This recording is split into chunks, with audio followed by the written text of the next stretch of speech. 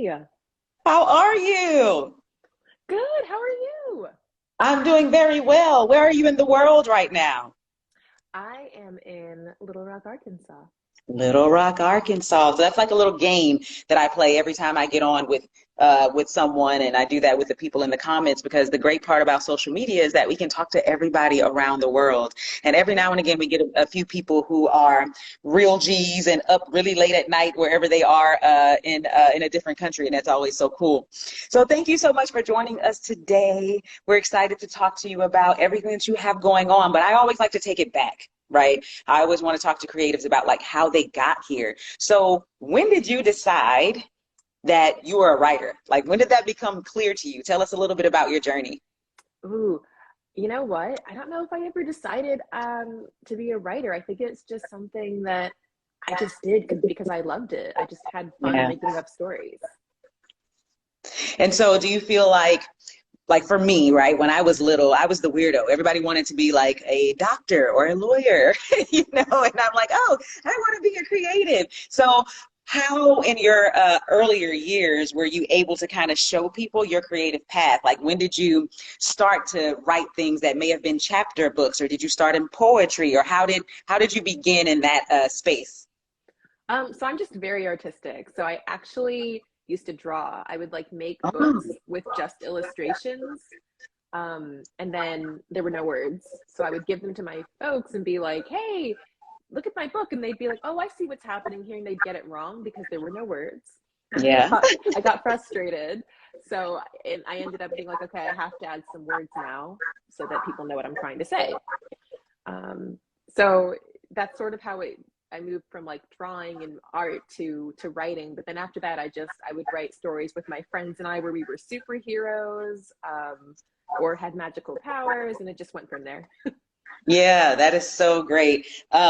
So when you finally decided, okay, I can do this creative thing, first of all, I can't draw at all. So congratulations for you for having that skill. But once you decided, okay, this is the area that I know I want to be in, did you decide to study that in school, or was it always just your passion on the side? So writers are always asking, do I have to go to school for this? So how was it for you? What did you study? How did you kind of keep up with your hobby that now has become your actual career?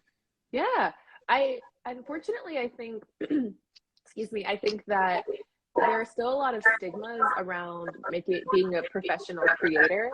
It's going away, but growing up, it was definitely like I didn't see a path where writing was going to let me put a roof over my head or pay bills. And I'm the oldest Mhm. in my family. Um, So my parents were very much like, you're going to go to college, you're going to get a job, you're going to get up out of our house. yeah.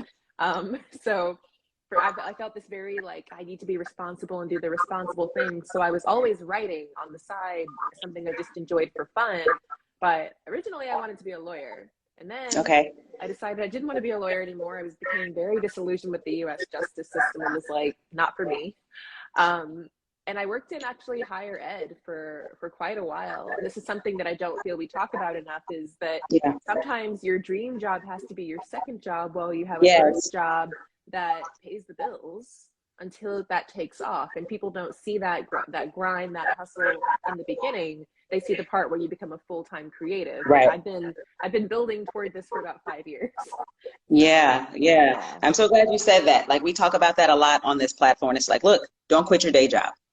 Maybe the current day job is not going to be the one that helps you to maintain your lifestyle. Maybe some other kind of day job will, right? But what's the sacrifice that you're willing to make on that side so that you can do your creative thing and build it, right? Because not every day job is going to give you the space and time that you need to be able to work on your creative side, but figuring out what that is because you have to live. I mean, this is America. I know that goes off into a whole nother place, but you have to have something, you know what I mean, Yeah. here to be able to keep you stable. And then hopefully your career can get to a place where you can then start to focus in on that thing, which is where you are now, which is so awesome, right? After that 5 years of working. So everybody heard that she was doing this. First of all, she's been writing forever, right? But then 5 years of trying to figure out how do I get from this one place to the next, right? So it's not going to happen overnight, right? All of us as creatives should understand that. All right. So then what I'm excited about is that you're someone who writes in fantasy. And I have a lot of conversations on here and talk to, lots of writers of color all the time about how we want to see our faces in different genres. So why is it important to you for Black people to tell stories in that fantasy world? Yeah, I think the very basic thing is I think it's hard to be what you can't see. And when you read Mhm. books that place people like you only in certain spaces, you start to feel like that's the only space you can belong in. Right. So as a kid, like I had really misinformed ideas about where I fit in the world as a Black girl because of the stories I was reading. I was like, oh, I can't take the lead. I can't be the hero. I can't be the center because I never saw it. So I think these stories, especially for young readers, like teen, young, like children, and Beasts of Prey can be read by any age group, Right. but they're targeted at teens. I Hmm.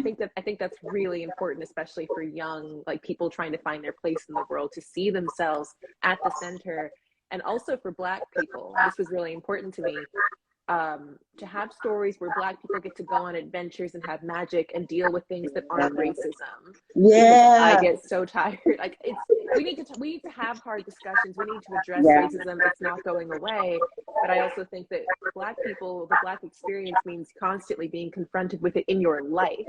So Yeah. having a break and a respite from it when you read, and having fantasy stories that have other things besides racism in them, is really important to me. Yeah. We need escapism too. Hmm. Yep. We need to just be entertained as well. And we are just people too. You know what I Yep. mean? Like we have this duality going on, right? And there's nothing that we can do about that. But there is something great about being able to escape from that. So I saw in your bio that you are a lover of like monsters and all that kind of stuff. So how did that Yes. happen for you? Yeah. I love monsters. I love animals, and I love by default like mythical animals too. But again, that's just something like ever since I was a kid, I was a huge fan of the Crocodile Hunter. Oh, wow. Steve Irwin like was is my hero, and he what I liked about that show and Steve Irwin, because he was a conservationist, he really tried to get people to see that the things that we think are dangerous are oftentimes just misunderstood, Oh, wow. or being disrespected in some way. You come into Yeah. somebody's home or an animal's home, and of course they're going to react aggressively. And I think that's a really good analogy for life. We often Yes. confront people and we judge them, and especially we look at Black people and the way Black people are sometimes labeled by society. A lot of times it's misunderstanding. It's not taking that time to see the humanity in someone else. Mhm. I just went a totally different direction with that, sorry. No, but no. but I do love animals, and I do love mythology, and that's just something like I always have as a kid. So it had Yeah. to find its way into the books.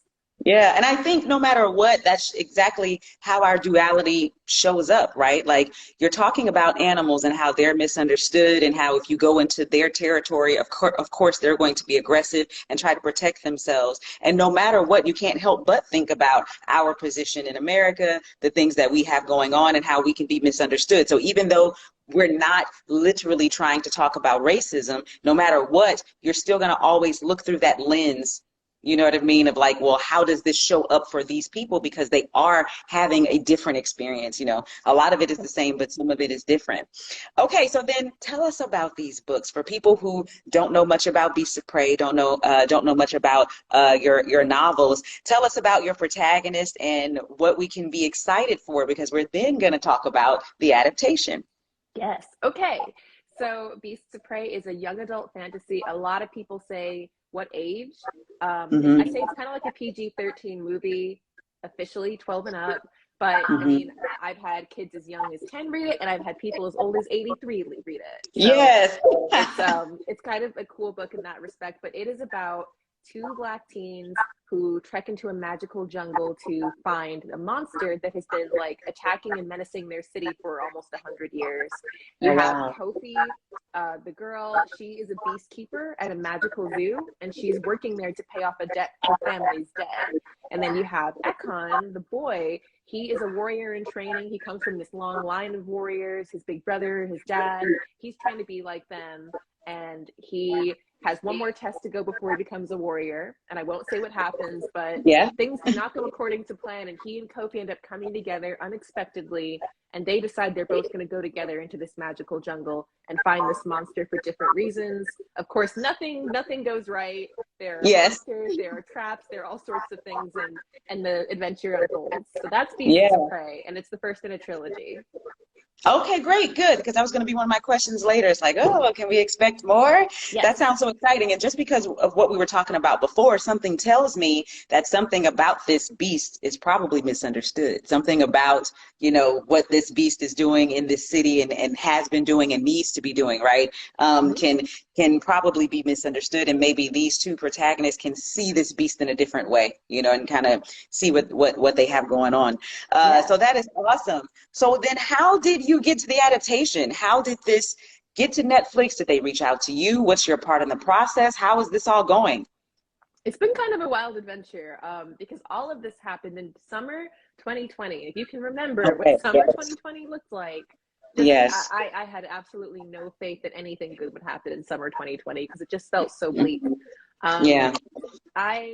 In my situation, so I'm traditionally published, and that's worth noting. I'm really fortunate that my literary agent, his name's Pete Knapp. If you all write kid lit or children's literature, go send it to him. He has a background in film.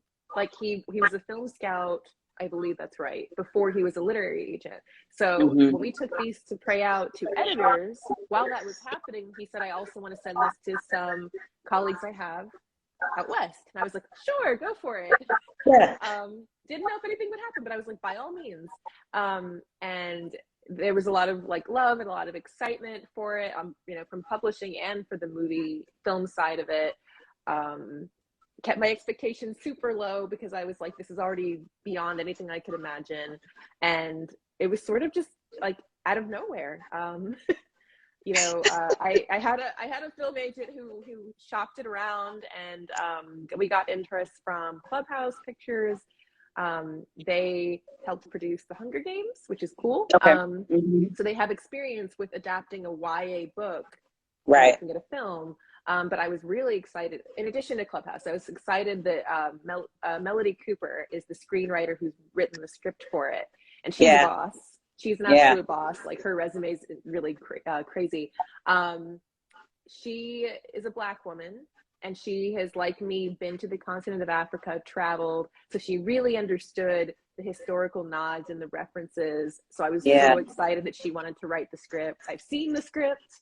And so it's kind of gone from there. And with, you know, I'm trying to really take a step back because, you know, when you publish a book, like it stops being entirely yours. And I think it's healthy to let go a little bit. So I trust Melody, and I trust her, and I trust her vision, because making it a movie is different from a book. I'm a book person. She's a film person.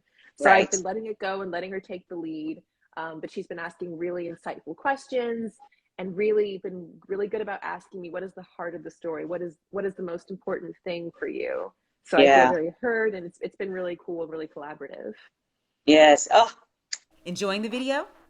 Got a story to tell? Let the professional pen take you from idea to story in our online screenwriting course at awriterforyourwriter.com. Ready to write your own movie or TV show?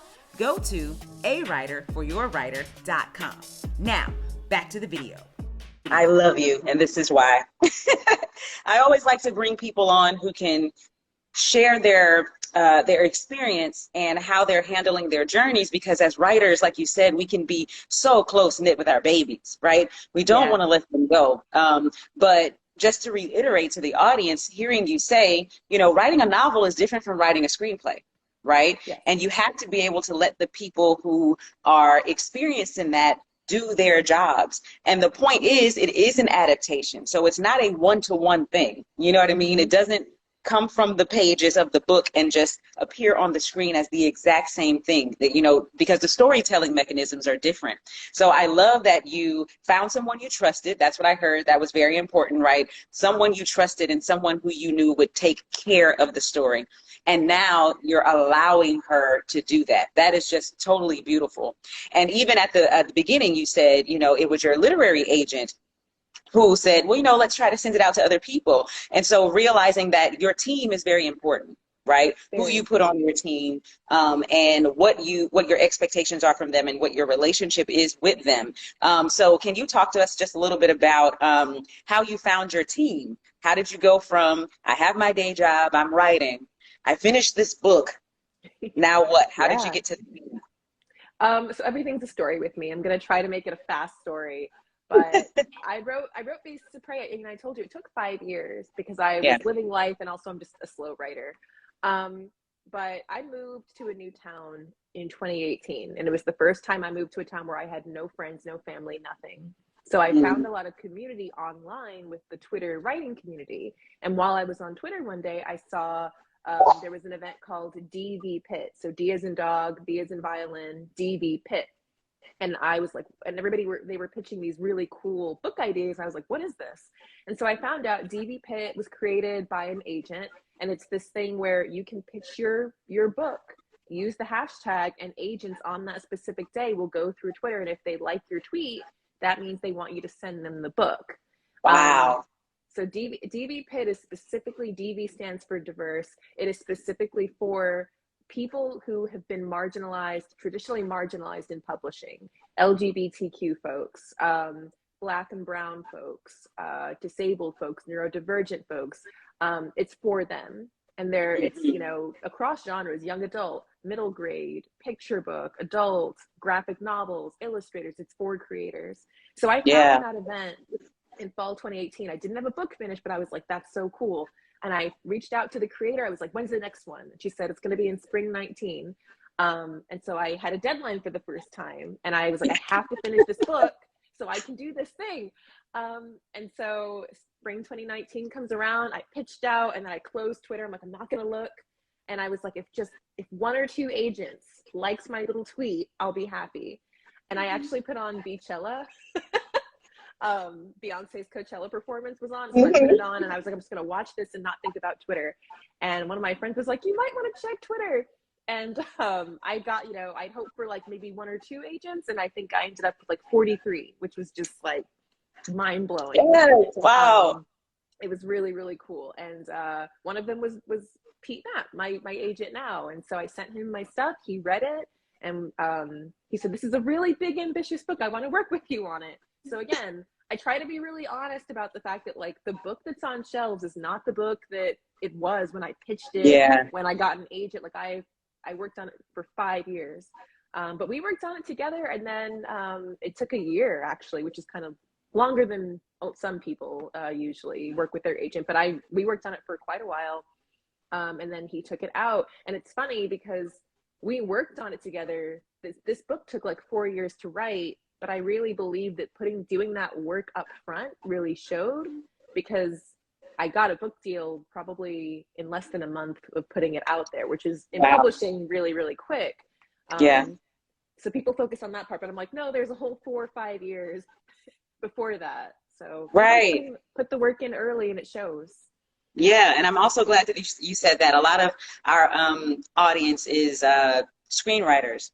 And again, with keeping the baby really close, a lot of people don't understand that once you get your team, whether those are your reps or you've pitched it out and people are interested in purchasing it, that change is going to come, and it's going to be a collaborative effort on that change. So I'm glad that you talked about working with your publisher, right, for another year, right? That means you were getting notes, you were doing revisions, etc. during that time, right? Before it got to a place of now let's take it out, right? And that's just it for writing altogether. Unless you are independently doing your own stuff, you know what I mean, self-publishing, etc., then you're going to have to collaborate with others, get their notes, and be able to revise accordingly. So thank you so much for talking about that. So we're going to quickly go to questions. So if anybody has any questions, you can go ahead and put them in the question queue down here. I don't think I have any thus far, but let me check. No questions yet. I saw someone write something up there earlier in the comments. So go ahead and add it into the queue so that we don't have to come searching for you. So we'll give you a couple of seconds to see if you guys have some questions. And if not, then we'll just continue on our side.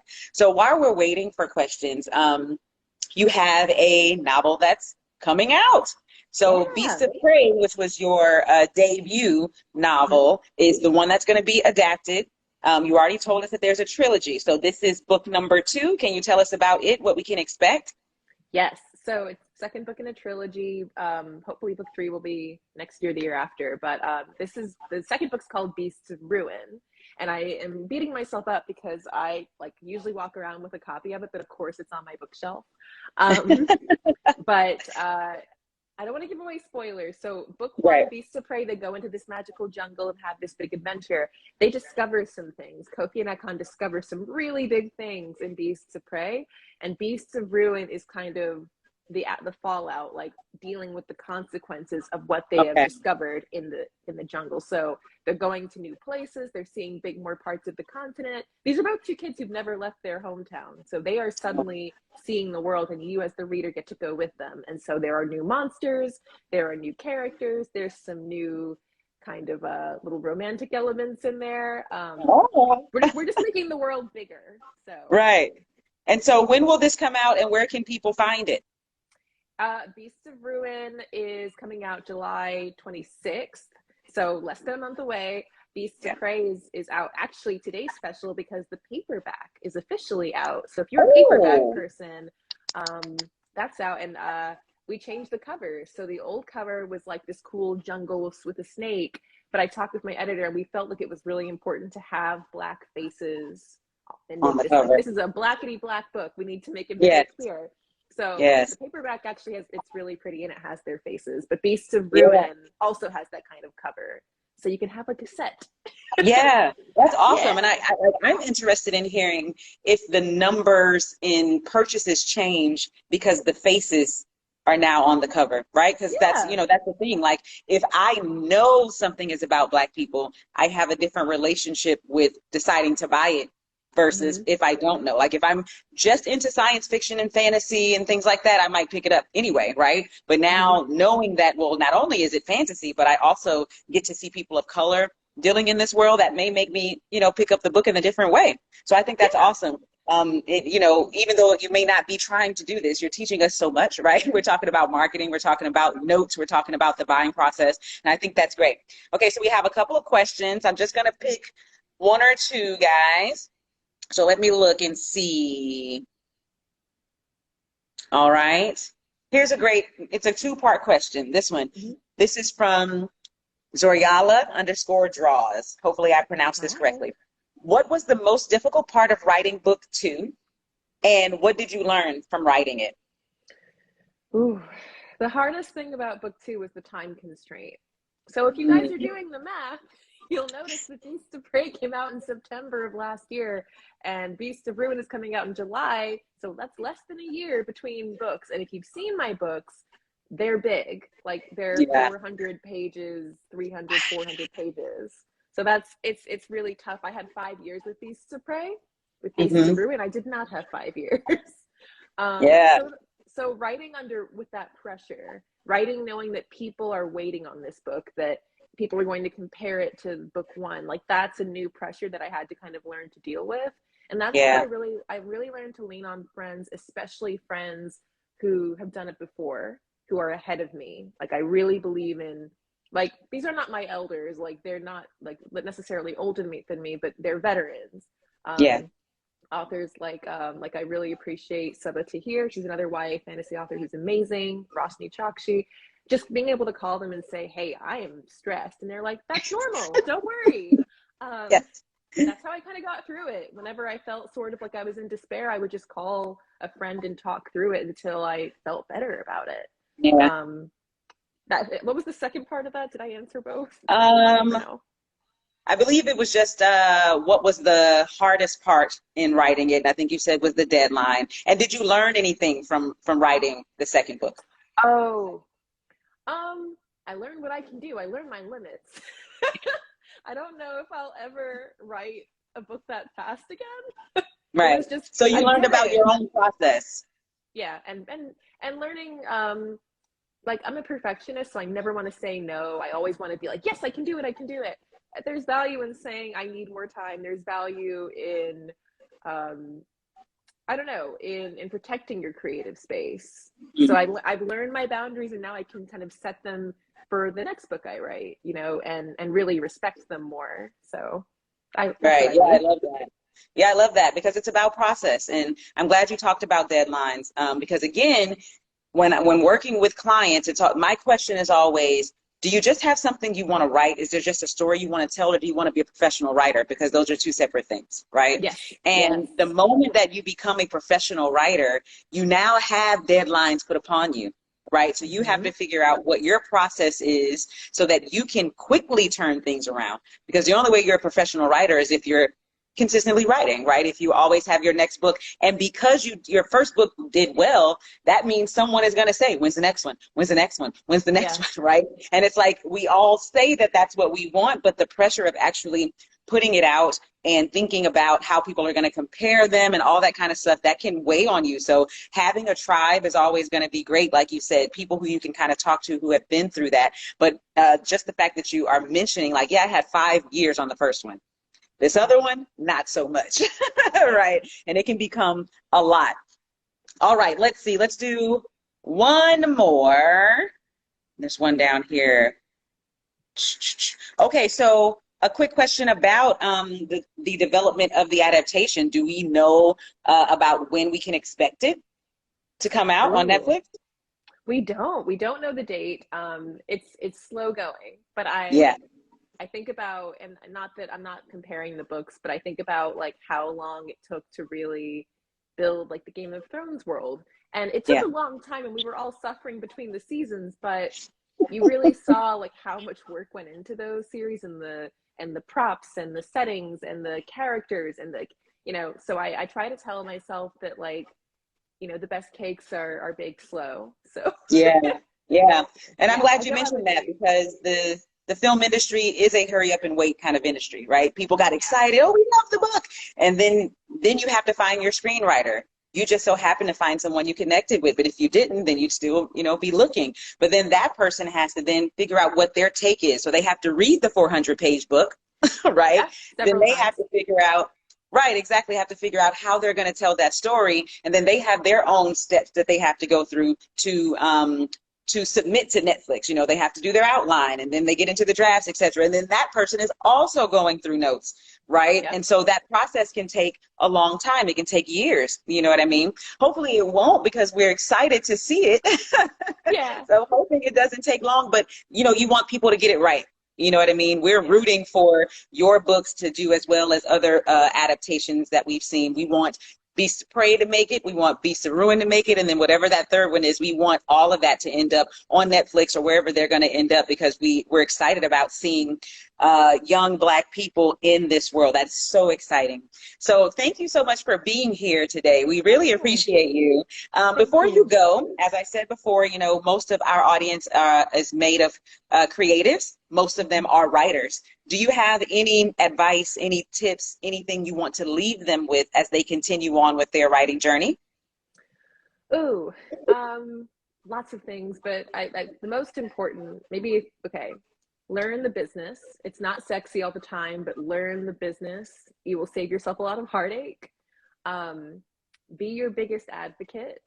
Like Mm, I told you, I have an agent and an editor, and I love them both so much, but always remember that nobody's going to fight as hard for you as you.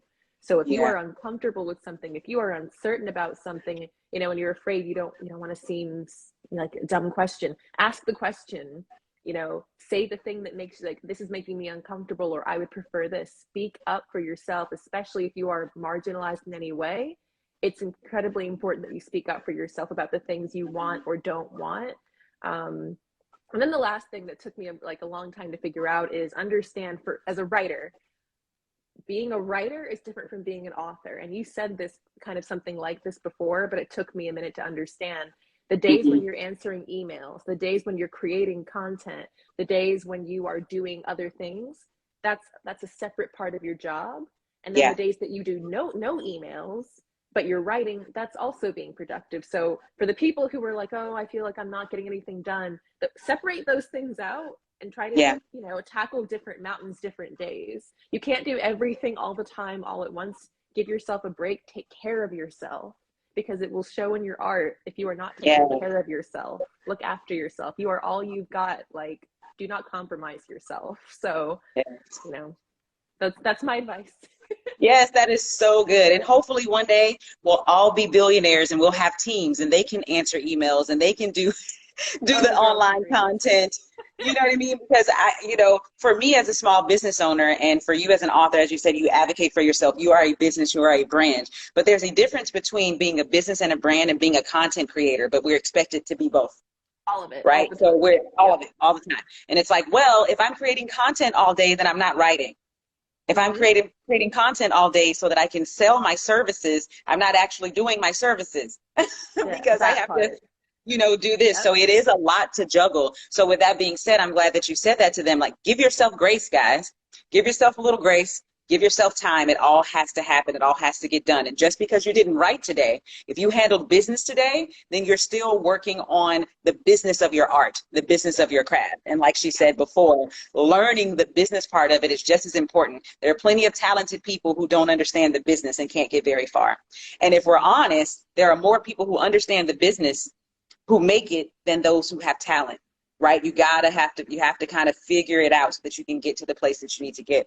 So thank you so much, Ayana. We appreciate you. We're rooting for you. And you can go ahead and jump out. I'm going to stay on and answer questions for people if they have any questions about screenwriting and adaptations and things like that. But we really appreciate you. And hopefully, once the movie comes out, we can do this again and talk a little bit more.